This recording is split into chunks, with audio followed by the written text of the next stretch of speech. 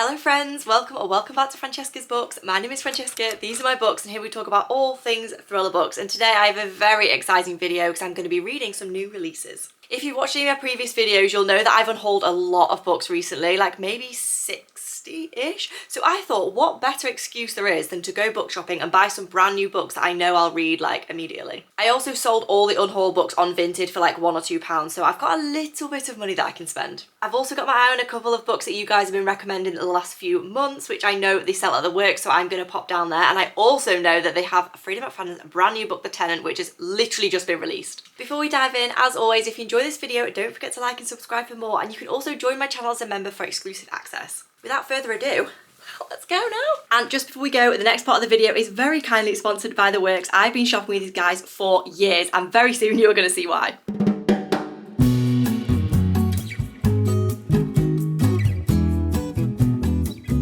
So because I haven't been book shopping in a little while, I'm going to make sure I stay sensible. So I'm going to set myself a budget of £20, which doesn't sound like a lot. You're probably thinking, especially for my US followers, you're probably thinking like you're not going to get anything for that. However, dear friends, we're going to The Works where I will get plenty for that. Their books literally start at £2.50, like £2 Great British pounds and 50 pence if you get them on like the 3 for £7.50 section. But I know The Tenant by Freida McFadden probably will be like just a normal price because it is a sprayed edge, so I don't imagine they'll put it on that deal. However, how many books can we get for that for £20? Maybe like 6 or 7?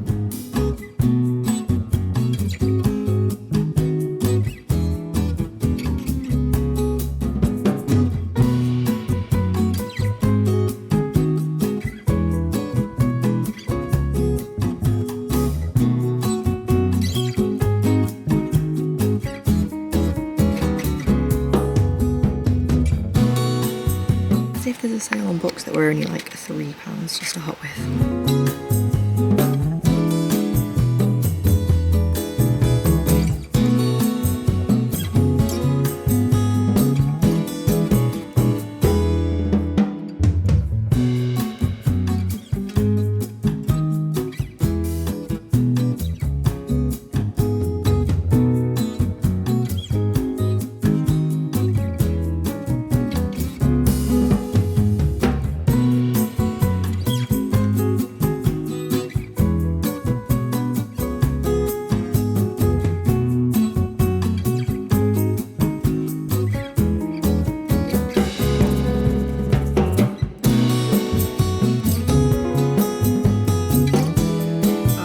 Guys, what a selection. Now, do we think I stuck to the budget or no? Okay, I went over slightly. However, I am very impressed with that. Are you kidding me? Of course I'm going to show you what I got. Okay, so first is what I got on the 3 for £7.50 section. I have been seeing this everywhere. This is definitely going to be read very, very soon. I can't believe it was only £3 because I was this close to ordering off Amazon for full price. And this is a thriller book that follows this woman whose husband is unalived, and instead of being like the grieving widow, she was like, damn it, someone beat me to it.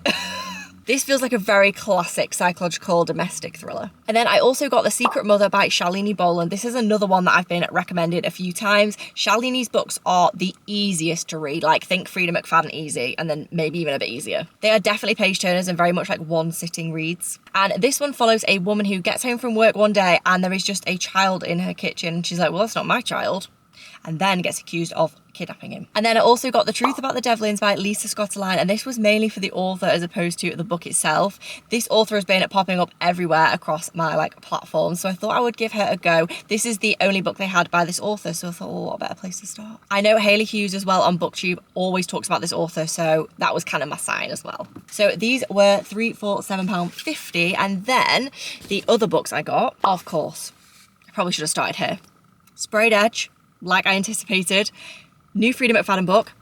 Going to be the immediate book that I pick up probably in like 2 minutes when I go get coffee. And of course, this one was £6. I also got You, Me on Vacation by Emily Henry. Emily Henry is literally being talked about non-stop at the moment because she's just had her brand new release, which I actually already have a copy of. Wish I would have bought it at the works. I've actually read this Emily Henry already on a holiday last year and just needed a copy for my bookshelves. Like, if it might sound psychopathic, but if you know, you know. Like, I need my trophy copy. I really, really like this one. Gave it 4.5, and I think it's probably my favourite Emily Henry book. And then finally, I got a new Karen Slaughter book. This is the one that I've had my eye on the most out of her books. I have only read Pretty Girl so far. That was very dark. I maybe read that like 12 months ago and thought, I don't know if this author's for me, but I think that is her darkest of her books. It is definitely a twisted thriller. So this is a kidnapping story where this teenage girl went missing. There was no justice, there was no arrest, there was no like real case even being looked into. 40 years later, they are going to strike again. So something's going to go down. Karen Slaughter is just one of those authors, like she's such a classic thriller author. Like you can't really go wrong as long as you know what you're going into. So I am very happy with the selection that I managed to get. I feel like when people go book shopping, there's like an overwhelming amount of like romance and fantasy books. You have to look for the thriller books. Like there is such a good selection in the works. That is why it's my go-to, as well as the price.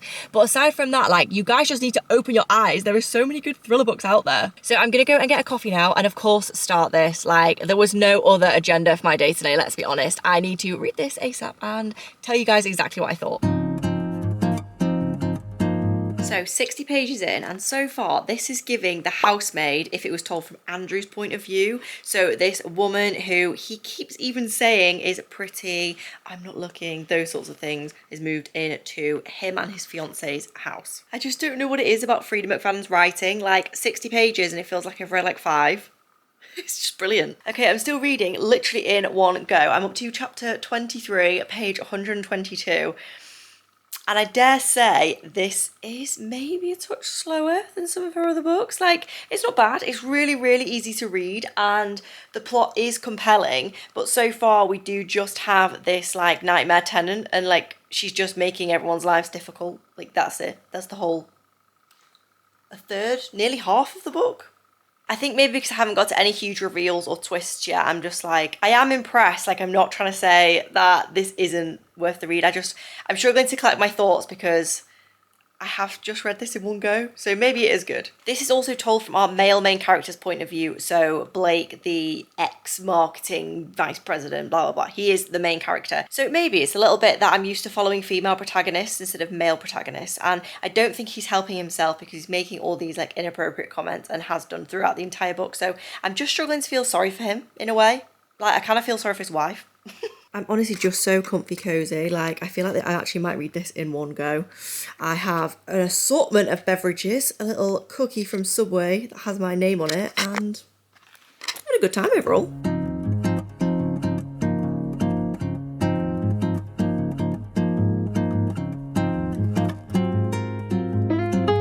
Oh, that was not a good twist. Oh, that's just a savage twist. Oh, Freida McFadden is so weird. For reference, when you read this, chapter 24 I'm on. I need to update my Fable book club on how shocking that was. If you don't already remember my Fable book club, please come and hang out with me. It is so much fun. I just like live chat when I'm reading the book club pick of the month. I can't sit in the same place anymore, so I'm gonna go sit outside. It says that it's 17 degrees, but it does not look it or feel it. So we'll see.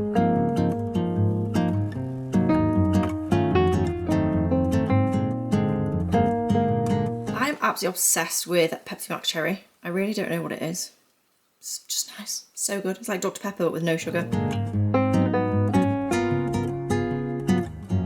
This guy cannot catch a break, but like I still don't feel sorry for him. Like literally everything that could go wrong in your life has gone wrong. And I'm still just like, But I'm on page 208 and you best believe I'm just reading this and I'm eating this up like there is no tomorrow. But yeah. Classic Freida twist. What? Okay, so to mix it up a bit, I've decided to get on a hot girl walk and listen to some of this. I use BookBeat and have a code for a free trial if anyone is interested. I feel like they have a much better like hours to price ratio, so it's a bit better value. So I'm gonna carry on listening. It is definitely getting more intense now. I'm at the 73% mark. So it's the next day and I literally have like 30 pages left. So I'm going to read this now and give you the full scoop.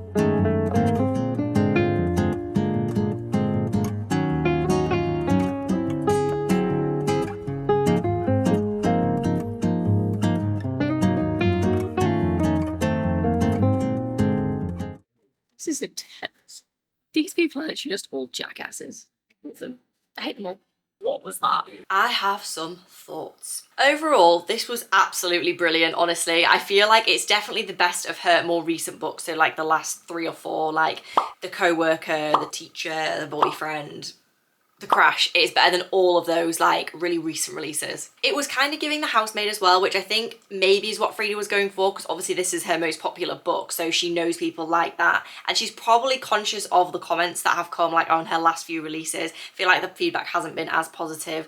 I mean, I do kind of agree, but if you're the author seeing that, you're thinking probably, well, how can I get back to basics? So it was a cross between The Housemaid and Lock Every Door by Riley Sager in terms of the vibes, the New York City feel, the content itself, I guess. And interestingly, as I mentioned whilst I was reading this, this is from the male main character's point of view, which Freida McFadden doesn't tend to do. But I will caveat with, he is a slimy jackass, and I did not like him. I just don't care. He was just slimy. This kind of made it hard for me to feel sorry for him, because obviously you're going through his like traumatic journey with this tenant, and I was just like, do you know what? Just go for it, just do what you want to him. So the tension that was built over like the first half of the book, I would say, when all these like things are going wrong, was really, really good. I genuinely felt like I was being gaslit as the reader. I was like, surely I should know like what's happening here, and I just didn't. Like, I'm your go-to thriller girly, and I still don't guess these plot twists. I feel like with Freida's books, you do have to just suspend belief a little bit. There is a number of things that happen, you're just like, well, that just wouldn't happen, or that was too easy, or that bit of information you wouldn't actually be able to know. However, if you know this and also know that the narrative will turn absolutely unhinged, like beyond belief, and kind of a bit funny, almost laughable at times, then you are going to have a fantastic time with this book. So I ended up going with a 4.25 because I did really, really enjoy it. I do think this is one of her better books for sure. I also really like this cover. I feel like this is the best one that she's done in a very long time, and obviously the sprayed edge. I feel like I haven't had my like full thriller quota recently, so I'm going with another classic psychological domestic thriller that I also picked up at the works, and it is What the Wife Knew by Darby Kane. This is giving like similar husband and wife and other people coming into the marriage, suburban hell. It kind of sounds similar, but the actual plot is obviously different. I was so excited to grab a copy of this because I thought it was only published in America, and then it turns out no, it was literally £3 from the works. So I haven't read anything by this author before, so I'm very excited to have like a fresh influence. I'm reading a lot of the same authors recently, so I'm very excited to give this one a go. So this follows a woman whose husband turns up unalived, and instead of being the grieving widow, she's like, oh damn, someone beat me to it. Aside from that, I'm not really sure what to expect from this thriller. I imagine it's going to go in the direction of like, well, who actually did the unaliving? But I don't imagine our female main character is guilt-free either. So let's go. This female main character is honestly so iconic. She's giving Perla from The Last Party by A.R. Torre, and if you know, you know. Having the whole town think you offed your famous husband made it tough to sneak out for coffee. Iconic. This has been like a really quick and easy read so far. I've read 60 pages pretty much in one go. We have this like lawyer character who was the friend or attorney of the husband that is now unalived and is now representing the wife under duress. So I think there's going to be some sort of complications, interesting dynamics.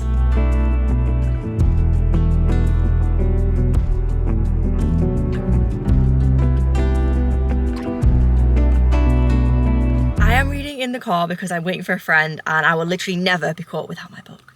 So this is what I think of What the Wife Knew so far. It has been quite slow to start, if I'm being honest. The concept itself is obviously quite gripping. Like the first 10-20% where it was all going down like what we knew from the synopsis already was really, really good. There is points of view switches, so there's obviously a big chunk of the timeline that's in present day, and then there's also flashbacks to parts of their marriage. So they were only married for a certain number of days, so it's giving you like snapshots on certain days, like what went down, so you can kind of get a better understanding, but it's taking a lot to build. I'm also struggling a little bit because there's not really any description or dialogue in terms of where we actually are. I can't really work out what the house looks like or where the location is of this book either, so I don't know. Maybe I'm being too harsh. I'll see. Please can I get a grande iced blonde vanilla latte? Amazing, thank you. Thank you. Can I just get a straw as well, please? Perfect, thank you very much. You guys, we have leveled up. I wish the kind of action that's come at the 70% mark could have happened much, much earlier, because this is now getting really, really good. I just feel like this was too much of a slow burn. I've got about 40 pages left where I'm hoping for another twist.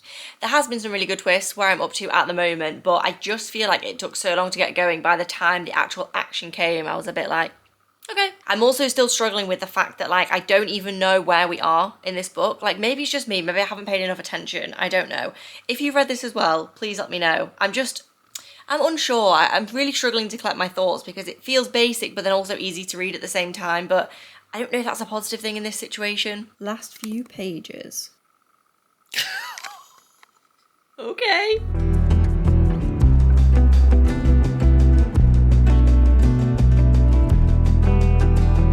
What an effed up turn of events that last 30 pages were. Talk about twist on twist on twist on twist, but almost in like a back and forth, was it this, was it this, was it this, was it this way. Did I see them coming? Maybe? So I have finished What the Wife Knew by Darby Kane, and I have like mixed thoughts on this one. So the opening held my attention for quite a good portion of this book, but after maybe like the 30% mark, it all just started to get a little bit like same, until maybe the 70 or 80% mark. So that good 50% chunk was very much repetitive of the actions of this guy that's been unalived and of the main character that we are following. And then when you got to the latter parts where the action really picked up, then it almost felt a bit like rushed. So overall what I'm trying to say is I think the pacing was a little bit off. Also, I just didn't really have a reason to root for these characters, including the female main character that was like telling this story. I was just kind of like, you're just going along with things, like there's no real incentive. And then when you find out why he was unalived and the whole plot and intrigue around that, I was a bit like, oh, really? When you get to the ending of this book, you will completely understand what I mean, and I think it's just a little bit too far for it. And this is the thing, like I know it's a fiction book, I know this doesn't have to be realistic, but also I was just a bit like, surely not. And then the only character I really did like and was rooting to have like a good ending wasn't even mentioned in the last couple of chapters. It was just like oh no, see you never. So this would be a good book to pick up if you just want to turn your brain off and just maybe have something that's going to cleanse in between other books. I don't think it's one that I would like run out and buy like immediately, but probably like good to have on the back burner. I haven't read anything by this author before, as I mentioned, so perhaps I have not started with the best book by this author. So after reading The Tenant and What the Wife Knew, I'm feeling like reading something a little bit different.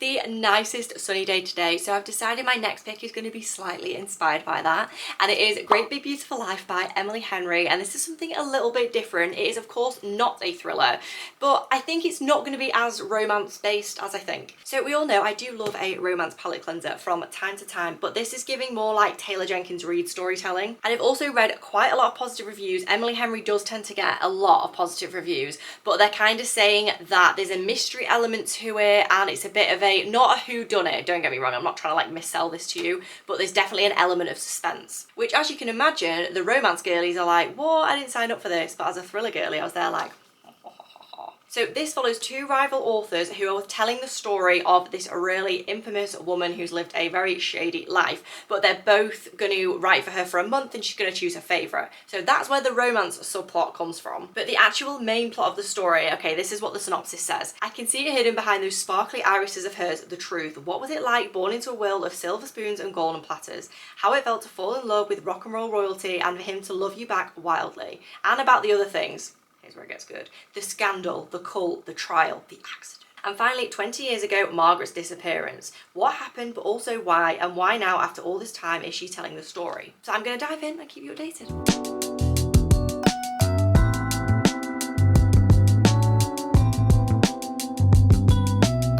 Good 130 pages into Great Big Beautiful Life now, and I feel like it's a little bit to do with the fact we've been having really nice weather in the UK, and this is like a nice weather book. Like thrillers don't really hit the same when it's this nice unless it's like a vacation style thriller. I've just been getting my work done, reading my book. It's been blissful, and this has been a very easy book to read. So I started it and I was kind of like, this is giving Seven Husbands of Evelyn Hugo by Taylor Jenkins Reid. And then I carried on reading and I was like, no, this is the Seven Husbands of Evelyn Hugo. Like, it is is very, very similar. Obviously there is like more of a romance plot in this. In the Taylor Jenkins Reid book, there is just like a single woman like taking this interview for this elderly superstar. Whereas here we've got two interviewers like battling it out, and obviously like one man, one woman, oh, they happen to be in the same hotel vibes. But in terms of the main character they're interviewing, she's very like entitled, I'll tell you my story when I want to tell you my story, like that kind of vibe. But I do think this is just what I need right now, and that is why I'm really enjoying it. I would say so far it is up there in terms of the Emily Henry books I've read. I have read quite a lot of her books despite being a thriller girly, but I think it's like an Abby Jimenez situation where I found one author that I do enjoy and I've just like latched onto them when I went like a non-thriller book. So this afternoon I'm heading to my boyfriend's, so I think I might listen to some of the audio. I did listen to a few chapters the last couple of days and I did quite like it. I think the audio is giving it like another layer, so I'm gonna see that as well.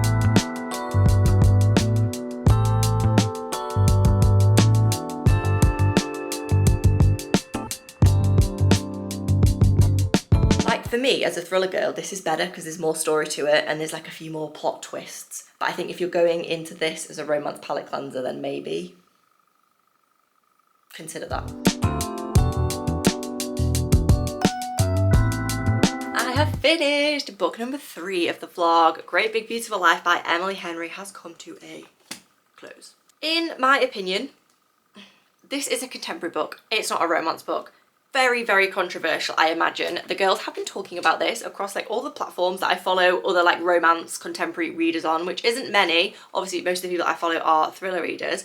But when a big popular book comes out like this, there does tend to be a little bit more conversation around it, either in like romance spaces, I don't know. So I would manage expectations going into that. I feel like if I'd have known that going in, one, I probably wouldn't have read it because contemporary stories don't really do anything for me. If there's no thrill, no romance, and it's just a story, I struggle to get behind it. I very much did think from the cover and the synopsis this was going to be a cutesy romance book of two authors battling it out to tell someone's story.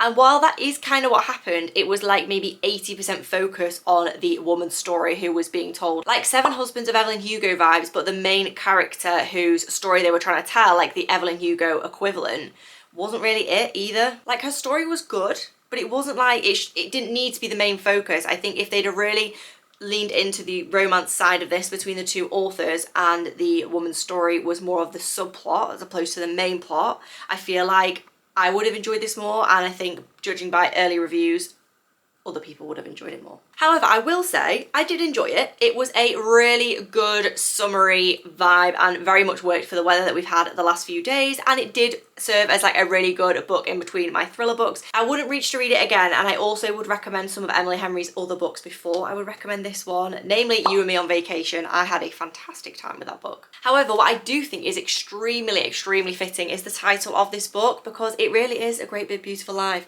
Life is messy, and I think maybe that was the message this book was trying to get across, because there was a lot of characters who were really fantastic. I do have to give that to Emily Henry. They were brilliant characters. They all had these great backstories. They had great supporting characters, and it is just a really messy, great big beautiful life. Like, it sounds cliche almost, but it is. And there's also a lot of commentary on both the positive and negative relationships you have in your life, both platonic and non-platonic, and I feel like that was really well done in this book. So overall, I'm gonna go with a 3.5, maybe a 3.75. I think it would be higher if I knew those bits that I mentioned at the start going in, but for what it was and for the experience I had, that's my rating. So let's wrap up the books that I read in this vlog. So first I read The Tenant by Freida McFadden, which is her brand new release that came out on May the 6th in all countries as far as I'm aware. It has this gorgeous sprayed edge cover, and I would highly recommend it, especially compared to some of her more recent releases, namely like The Boyfriend, The Teacher, The Co-worker. This is definitely better than those. Is it better than The Housemaid and like the original like Never Lie, etc, etc?